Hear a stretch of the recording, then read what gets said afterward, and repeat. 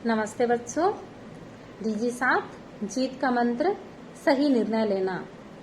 जीत का मंत्र के इस एपिसोड की शुरुआत एक प्रश्न के द्वारा किया गया है, जिसमें मिठाइयों से भरा एक डब्बा है और उसमें से एक मिठाई उठाने के लिए कहा गया है।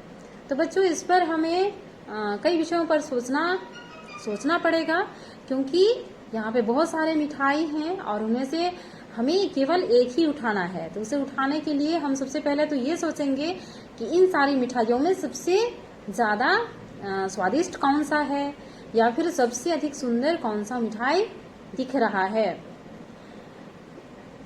तो इस प्रकार के जो प्रश्न होते हैं, जो सवाल होते हैं, उसके जो जवाब हो सकते हैं वे विकल्प कहलाते हैं, और जो जवाब अंत में चुन लिया जाता है वह निर्णय होता है।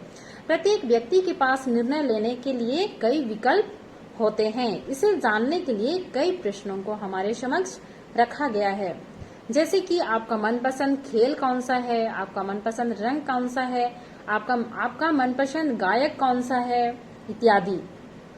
इन सब प्रश्नों का उत्तर देने के लिए हमारे पास कई विकल्प हैं, जिन्हें हम थोड़ा सोचकर दे सकते हैं। आइए आगे के प्रश्नों को देखते हैं। जो स्वस्थ रहना चाहता है उसे रोज नहाना चाहिए, हाँ या नहीं? क्या हमें रोज पाठ याद करना चाहिए, हाँ या नहीं? इस प्रकार के प्रश्न के लिए हमें सोचना नहीं होता है, क्योंकि इनके विकल्प सीधे और स्पष्ट होते हैं। ये प्रश्न हमारे सिद्धांतों और नीतियों पर आधारित होते हैं, इसलिए हम निर्णय जल्दी ले पाते हैं। इससे हमने ये सीखा कि जब विकल्प स्पष्ट होते हैं तो निर्णय लेना हमारे लिए आसान होता है। आगे एक परिस्थिति पर गौर किया गया है, जिसमें कविता को अगले दिन खेलकूद प्रतियोगिता में शामिल होना है, और इसके लिए वह चाहती है कि वह पूरी तरह से चुस्त रहे, और इसके लिए उसने निर्णय लिया है कि वह आज रात में जल्दी सोएगी।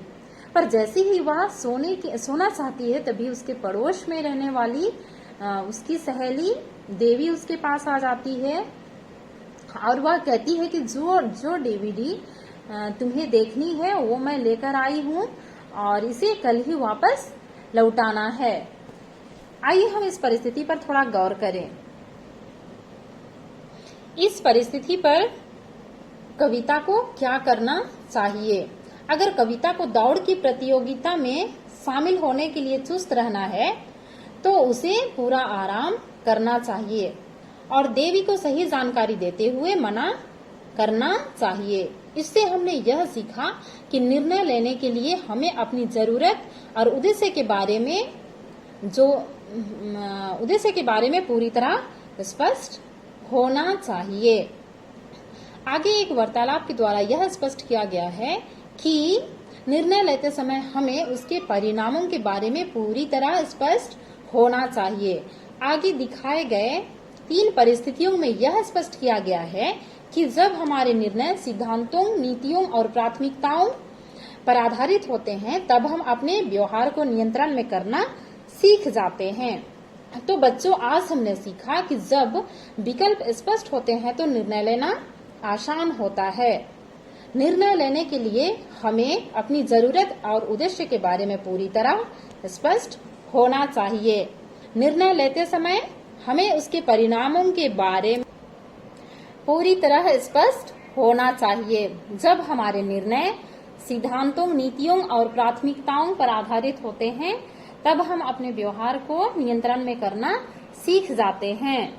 इस तरह से हम कह सकते हैं कि सही निर्णय लेने के लिए हमें इन 4 बिंदुओं को याद रखने की आवश्यकता है। तो बच्चों, आज के एपिसोड में बस इतना ही। अगले एपिसोड में हम फिर मिलेंगे। तब तक के लिए धन्यवाद।